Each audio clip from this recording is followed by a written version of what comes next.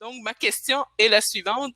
Y a-t-il des choses que vous n'avez pas dit qu'aujourd'hui, vous vous dites que ce serait vraiment très intéressant de le transmettre aux participants là, qu'on a aujourd'hui avec nous? Ben, bonjour, moi, coordonnatrice Rachel Côté à la Maison de quartier. C'est sûr qu'ici, dans le quartier, on a ouvert une maison là, dans le quartier Sandy Beach pour être à proximité des gens vulnérables.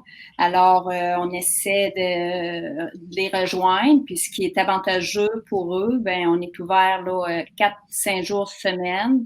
On organise des activités, des repas, des sorties. Alors, c'est plus facilitant là, d'être directement dans le secteur puis afin de rejoindre tout ce beau monde parce que c'est sûr que veut pas, c'est une clientèle vulnérable puis c'est des gens assez durs à rejoindre. Alors, vu qu'on est déjà dans un secteur approximatif, fait que les gens peuvent nous rejoindre facilement là. C'est facile d'aller puis faire du porte-à-porte puis d'aller offrir nos services directement chez eux. Puis au moins, ils ont de l'information directe là, en nous voyant directement ici. Là. Parfait. Monsieur Dion, est-ce qu'il y a des choses que vous considérez importantes à mentionner à l'heure où on se parle que vous auriez peut-être omis de dire dans le vidéo? Ben, ce que j'aurais pu rajouter, parce que ce n'était pas l'objet immédiat de mon intervention, mais c'est que c'est certain que dans la situation de pandémie dans laquelle on est, la vulnérabilité des gens a été renforcée. Il y a un stress qui est monté chez beaucoup de gens, en particulier les aînés, mais aussi, on en parlait tout à l'heure, les jeunes. Et donc, c'est certain que les besoins en soutien communautaire, non seulement n'ont pas diminué, mais ont beaucoup augmenté. Et le soutien communautaire est sans doute un des outils à utiliser dans le cadre de la relance de la société après la pandémie. Il y aura besoin d'avoir un accompagnement soutenu des personnes les plus vulnérables, qu'elles vivent dans les offices d'habitation, dans les coopératives ou dans les OBNL. Il va falloir sans doute faire des représentations pour que le gouvernement débloque des sommes plus importantes dans le soutien communautaire. Oui, très pertinent comme commentaire. Donc, à travers les présentations, moi, j'ai relevé certains éléments facilitants dans vos projets ou certains éléments gagnants, notamment, Madame Côté, vous l'avez nommé, la proximité physique, d'être sur place avec les gens, c'est beaucoup facilitant. Ce que j'ai entendu aussi à travers vos présentations, c'est l'implication citoyenne. Donc, l'importance, comme Madame Côté, vous aviez un comité de citoyens. Il y avait un comité de locataires aussi du côté de Monsieur Dion, c'est ça? Mm-hmm. Donc, vraiment, l'implication citoyenne des gens, c'est un élément facilitant. Est-ce que vous avez d'autres éléments facilitants dans vos projets là, que vous pourriez identifier au bénéfice des participants?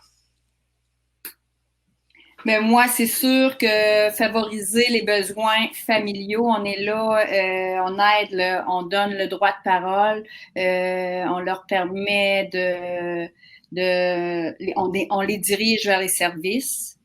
Aussi, on crée un sentiment d'appartenance dans le quartier, soit en organisant des activités puis tout ça. On développe le pouvoir d'agir des gens. On essaie, avec des comités, on leur donne le droit de parole. Et aussi, on favorise un sentiment de sécurité dans le quartier. On brise l'isolement en étant ouvert là, 5 jours semaine.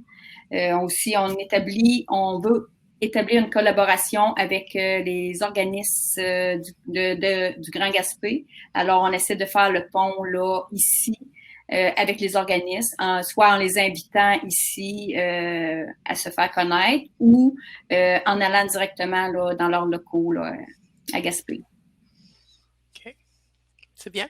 Monsieur Dion, est-ce qu'il y a d'autres éléments facilitants là, de votre côté que vous pourriez identifier? Ben là, Rachel en a dit déjà beaucoup, mais c'est certain qu'il y a une articulation à avoir à la fois entre les groupes communautaires qui interviennent sur le même territoire et une articulation entre les groupes communautaires et les services publics pour que il y ait les réponses les mieux adaptées aux besoins des personnes. Ce qui est certain, c'est que le budget actuel en soutien communautaire est très en deçà des besoins de la population, et donc il y a besoin de trouver des manières de travailler qui peuvent optimiser les impacts qu'on a les uns les autres, et des fois en étant plus sous des formes de partenariat. Ça peut permettre de répondre à ça, notamment quand nous, on a essayé à la fin de notre démarche de consultation des locataires et des organismes, l'idée de monter des projets partagés entre des OBNL, des coopératives et des offices d'habitation selon différents modèles. Ça permettait aussi aux gens de sortir de leur simple milieu et d'essayer de connaître mieux les autres milieux, et donc avoir une plus grande capacité à aller chercher de l'aide là où elle se trouve. OK, c'est intéressant. Donc, j'invite les participants, là, si ça suscite des questions, n'hésitez pas, là, Nancy est vraiment là pour être à l'affût du chat. Donc, n'hésitez pas à poser la question. Si jamais il y a des gens qui sont moins à l'aise de texter via le chat, là, vous pouvez nous faire un petit coucou, puis on vous permettra d'allumer votre caméra pour poser votre question directement à nos panélistes. Donc, à l'inverse, les défis ou les embûches. On sait qu'actuellement, avec la pandémie, M. Dion a nommé que ça exacerbe la vulnérabilité des gens.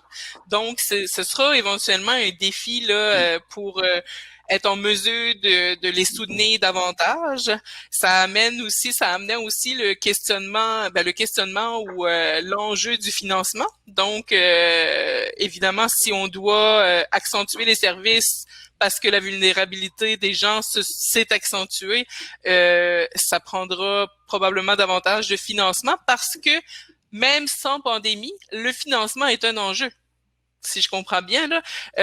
Donc, ça fait partie, je crois, des enjeux. Est-ce qu'il y en a d'autres que vous êtes en mesure d'identifier là par rapport à vos projets respectifs? Ben moi, c'est sûr que l'enjeu ici dans le quartier, c'est d'aller rejoindre les gens. Alors, puis aussi de faire connaître les organismes à Gaspé. C'est de briser l'isolement, d'essayer d'avoir, comme tu dis, des subventions pour avoir plus de sous ici pour permettre plus d'activités ou quoi que ce soit, pour que les gens, qu'on organise des choses à l'intérieur ici, là. Ou parce qu'on a aussi un projet parc qui s'en vient, fait que là, on essaie de rassembler tout ce beau monde là pour essayer que... Mais c'est sûr qu'à un moment donné, il y a des enjeux, c'est ça, là, pour la ville, puis tout ça, tout se rejoindre. Mais on travaille ensemble et on travaille fort. Fait que on essaie de progresser dans tout ça. Donc, si je vis ça à l'envers, les enjeux permettent des fois de stimuler la collaboration entre les différents acteurs qui gravitent autour d'une même problématique. Hein? Oui. Des fois, face à l'adversité, les gens ont tendance à se réunir pour y faire face. Donc, je pense que ça peut être un élément facilitant. Oui, c'est ça. Monsieur Dion, concernant les enjeux, est-ce que vous en avez d'autres à nous partager? Ben, le premier enjeu, c'est un enjeu quand même qui est financier. Actuellement, depuis 2007, le cadre financier du soutien communautaire, c'est un enjeu c'est un budget de 5 millions de dollars qui est pour l'ensemble du Québec. Dans certains SUS et certains CIS, les budgets sont abondés sur les fonds propres du réseau de la santé. C'est pas le cas partout. Donc, il y a eu une lettre ouverte qui a été publiée en avril 2018 des principaux réseaux de l'habitation, la GRTQ, le réseau des OBNL, des coopératives, et puis le ROC, le réseau des offices d'habitation, pour dire qu'il fallait minimalement 30 millions de dollars pour couvrir les besoins actuels de la population qui vit en logement social et communautaire. Vous voyez que par rapport aux 5 millions actuels, il y a quand même une grosse différence. Ça, c'est un premier défi. Le deuxième défi, dans la situation actuelle, il est aussi technologique, parce que la manière actuellement de pouvoir communiquer, comme on le fait aujourd'hui à travers le colloque, c'est d'avoir des outils technologiques, et malheureusement, il faut reconnaître qu'il y a deux problèmes majeurs. D'abord, la qualité d'Internet n'est pas la même sur tous les territoires. Il y a donc une inégalité importante entre les territoires, en particulier les territoires ruraux et les territoires ruraux éloignés. Et puis, le deuxième enjeu, il est le fait que dans nos habitations, il y a une forte population aînée qui possède des fois, qui possède mal cette technologie. Et donc, ça a renforcé la coupure et l'isolement de certaines personnes.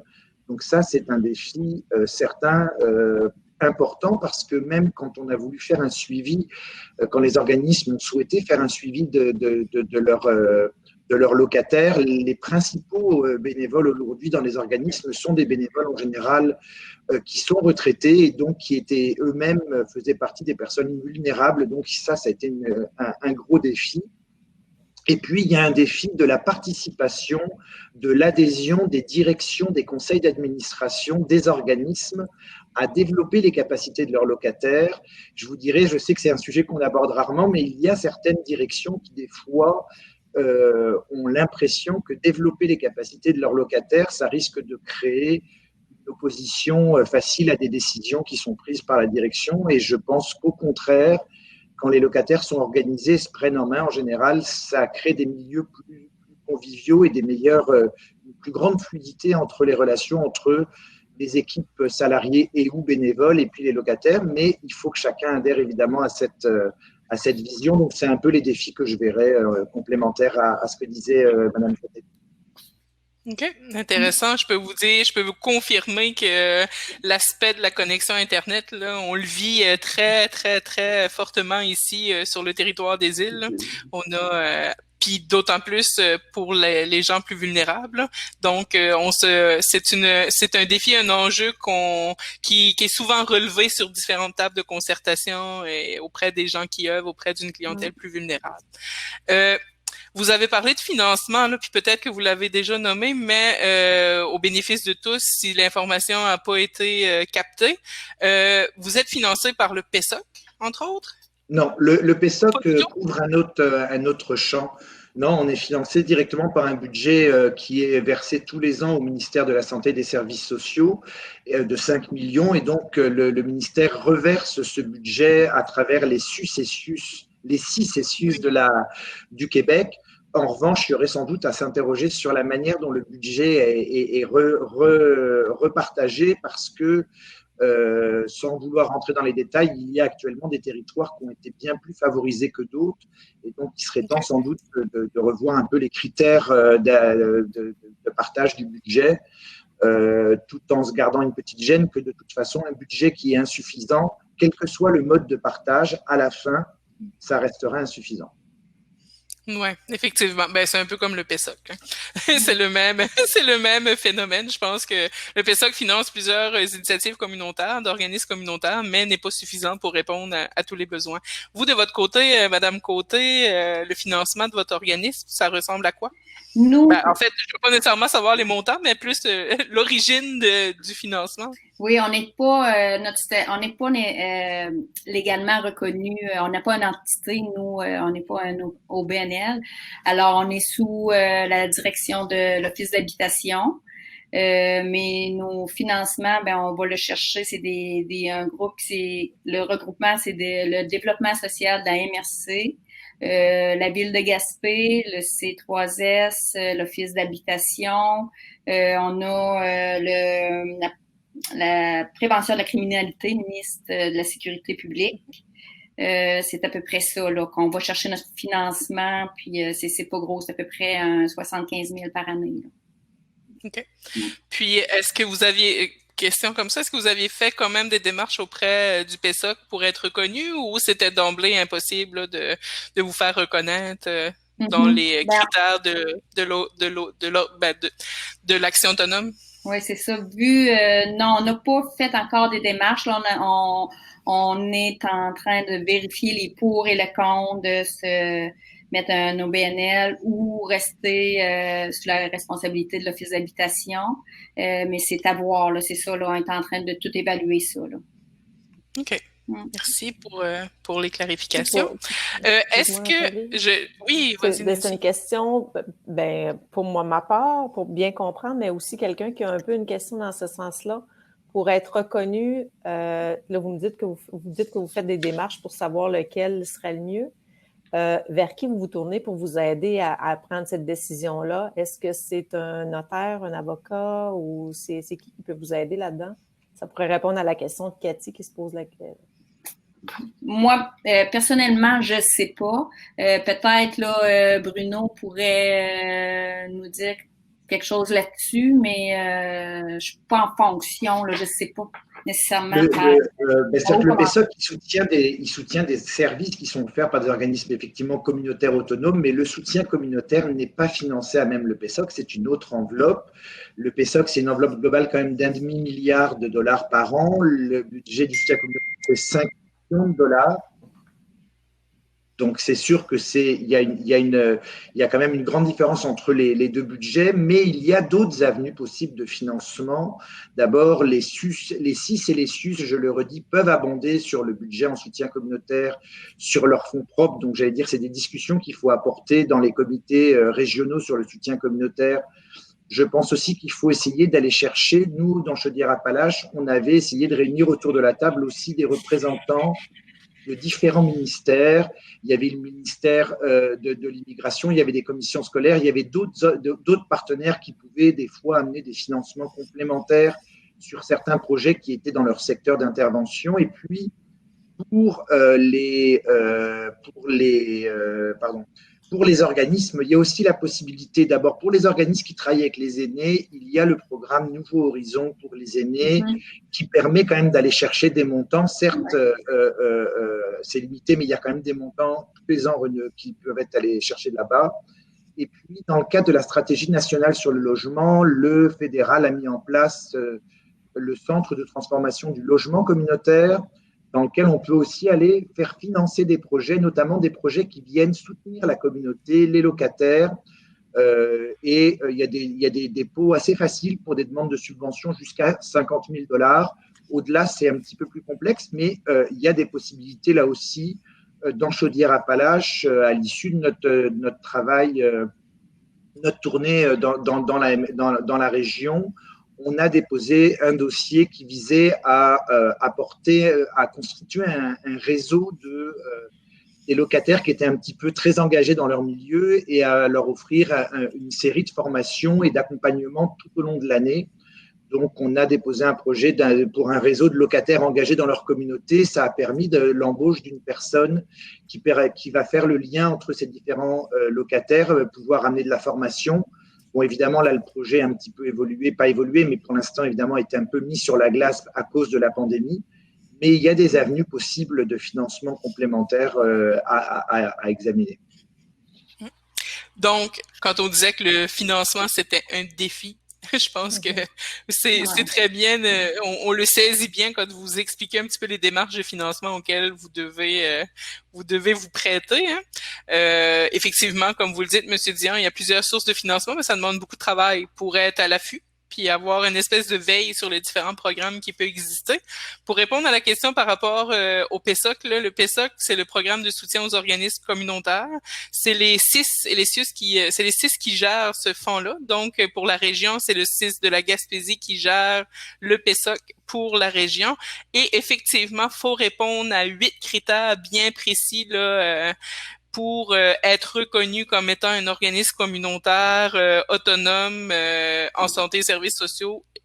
Et c'est à partir de cette reconnaissance-là qu'on peut avoir un financement du PESOC. C'est pas une garantie absolue. Donc, je l'explique très rapidement, là, mais effectivement, c'est pas nécessairement gagné d'avance. Il faut vraiment répondre à 8 critères précis. Nancy, je suis désolée, j'étais comme stickée en haut de ma session de chat puis je voyais pas les questions rentrer. Là. Je sais pas si tu en as vu passer que j'ai pas vu. Je pense qu'ils ont pas mal tout été répondus. Il y a Greg qui demande les défis, on en a parlé, mais il disait pour le contexte actuel. Je ne sais pas si vous avez des défis qui sont plus pointus avec la pandémie. Là. Ben, nous, c'est sûr, comme défi, c'est ça, ici à la résidence, on peut pas avoir plus que 7-8 personnes. Fait que déjà là, pour un lieu communautaire, on peut pas aller chercher tout le monde. Peut-être, là, on se disait, si on voit de l'intérêt, que les gens viennent cogner puis qu'ils veulent participer à nos activités, parce qu'on est quand même ouvert 5 jours semaine. Là, il y a 7-8 personnes qui peuvent venir à la maison. Fait que c'est sûr que si on voit qu'il y a d'autres intérêts, ben là, on mettrait là une page horaire. Puis telle journée, c'est pour telle personne, telle journée pour telle personne. Alors, c'est sûr que c'est ça là, pour l'instant, là, mais c'est sûr qu'on est dans le cas d'Orange. On n'est pas encore parce qu'on a fermé là, quelque temps. On a réouvert graduellement, puis là, on verra là. On verra ce que. Parce que c'est sûr, dans la côte de Gaspé, on est quand même. Il y a quand même beaucoup de cas. Fait que on est sur le qui-vive, là. On fait ben attention. Monsieur Dion, est-ce que vous avez des choses à rajouter? Est-ce que ça a aussi un impact là, sur le nombre de... en fait, sur le quotidien, là, sur le day-to-day, est-ce que ça a des impacts, la pandémie? Oui, l'impact majeur, je vous dirais, c'était ce que je disais tout à l'heure quand je parlais d'un problème d'implication, c'est-à-dire que quand même la grande majorité des bénévoles qui forment les conseils d'administration des OBNL et des coopératives d'habitation sont souvent des gens qui sont âgés, donc eux-mêmes très vulnérables dans cette situation-là. Et donc, dans beaucoup d'organismes actuellement, il n'y a même plus de réunion des instances de direction. Les conseils d'administration se réunissent de manière virtuelle. Quand ils arrivent à se réunir, beaucoup d'organismes n'ont pas pu faire d'assemblée générale cette année. Donc, si même ces réunions-là ne se tiennent pas, on peut imaginer que tout ce qui est de l'ordre des activités, qui étaient des activités de soutien et puis d'animation de la vie collective, sont plus difficiles à organiser. Bon, moi, je parle de zone rouge, hein, donc on n'est pas dans la zone orange ici. Donc, les restrictions sont encore plus importantes. Donc, je pense que ça, c'est la première difficulté. La deuxième difficulté après, ou plutôt le deuxième défi, c'est d'essayer de ne pas perdre le contact avec les locataires. Il y a un besoin d'avoir un suivi, de vérifier quand même que les personnes ne sont pas trop isolées, qu'il peut y avoir un suivi psychologique si besoin est par le réseau de la santé. Je dirais que c'est beaucoup ça actuellement, les difficultés. On voit l'impact majeur je dirais que l'impact majeur quand même, c'est en termes de santé mentale, de bien-être psychologique. Les gens dorment moins bien, les gens sont plus inquiets et puis, de manière malheureusement plus triste, on constate aussi pour la première fois plus de décès dans des logements de gens seuls dont on s'aperçoit du décès malheureusement, quelques jours après. Et ça, c'est quelque chose que moi, j'avais jamais vécu jusqu'à présent et qui est difficile aussi auquel il faut faire face. Donc, le défi de rejoindre les gens dans un contexte où on nous demande de rester chacun chez soi. Mm-hmm. Voilà. Puis, avec l'enjeu de justement échapper des personnes qui vivent peut-être une vulnérabilité plus exacerbée. Là. Donc, c'est un défi logistique et c'est un défi de comment faire autrement. Il nous reste 5 minutes. Je vois qu'il y a une autre question qui s'est rajoutée là, pour toi, Nancy, Dominique Bouchard. Elle demande pourquoi il y a des gens qui reçoivent pas de l'argent du PESOC, mais je pense que tu as répondu tantôt en disant qu'il y avait 8 critères. Là, fait que je pense que si Dominique, on n'a pas bien répondu à ta question, tu peux peut-être la relancer avec plus de détails. Mais si je peux me permettre de compléter, c'est que effectivement, le problème beaucoup d'organismes offrent du soutien communautaire et ne sont pas financés pour ça, pour les raisons du manque de budget. Au niveau, par exemple, actuellement de la capitale nationale, le budget en soutien communautaire est identique depuis 2007, ce qui fait qu'il y a des organismes qui ont été identifiés à l'époque en 2007 et qui reçoivent des financements en soutien communautaire. Et tout organisme qui est apparu après 2007 dans la capitale nationale n'a jamais pu recevoir de soutien, de financement parce que l'enveloppe est restée identique. Or, depuis 13 ans, évidemment, on peut imaginer qu'il y a des nouveaux organismes qui ont été mis sur pied. Et si certains ont reçu des enveloppes, en général, ce sont des enveloppes plutôt discrétionnaires qui ont été versées pour des raisons valables, mais que c'est très injuste pour des organismes qui, eux, font aussi un travail et n'ont pas pu recevoir ce soutien-là. Donc, c'est certain qu'il y a aujourd'hui beaucoup d'organismes qui font du soutien communautaire et qui ne reçoivent pas d'aide pour cela. Effectivement. Il y a certaines régions aussi à travers le Québec, là, quand on fait face à des moratoires au fil des années, là, au sens où je peux pas vous nommer quelle région et compagnie, je suis pas au courant de tout, là, mais c'est ça, des moratoires sur le fait que quand même que qui finançait plus de nouvel organisme. Là. C'était à guichet fermé, comme on peut dire, même si on déposait une demande, c'était assuré qu'il financerait plus. Actuellement, dans la région, c'est sûr qu'il n'y a pas une grosse enveloppe, là, mais il n'y a pas nécessairement de moratoire. Ceci dit, je dis pas que s'il y a une nouvelle initiative qui répondrait aux critères aux critères du PESOC serait automatiquement financée, mais il y a quand même une certaines possibilités. Là. Et je le dis avec toute réserve parce que c'est pas moi qui gère le PESOC et c'est ça. C'est vraiment aussi à Gaspésie qu'on peut se référer à cet effet-là.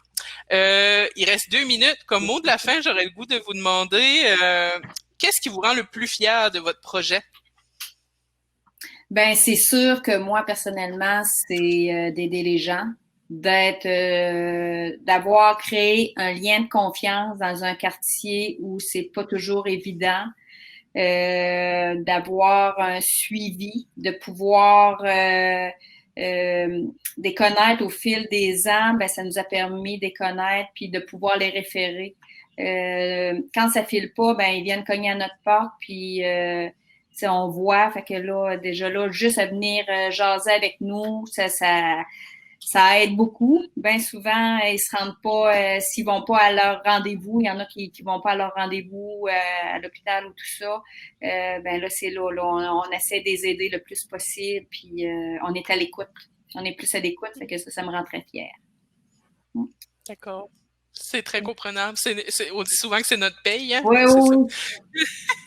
Monsieur Dion, de votre côté, qu'est-ce qui vous rend le plus fier?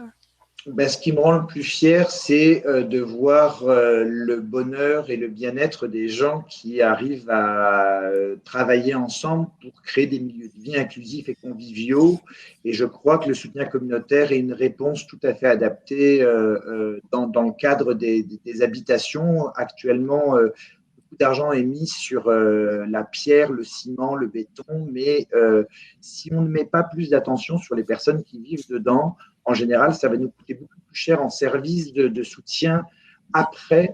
Je pense qu'on est dans la prévention avec le développement du soutien communautaire et dans la construction de communautés résilientes et solidaires. Et souvent, ce sont ces communautés-là qui résistent le mieux aussi aux crises et comme celle que nous vivons actuellement. Donc, ça devrait être un outil dont on devrait mieux se servir pour permettre une vitalité, puis des milieux qui soient plus inclusifs et plus solidaires entre eux. Excellent, un mot de la fin. Je partage parfaitement votre opinion. On dit souvent que c'est difficile à mesurer les impacts de la prévention et de la sensibilisation, mais on sait quand même pertinemment que plus on va en faire dans le milieu, plus on va travailler en amont des problématiques ou du moins en accompagnement, qu'on va éviter justement des épisodes curatifs très importants. Donc, je vous remercie beaucoup.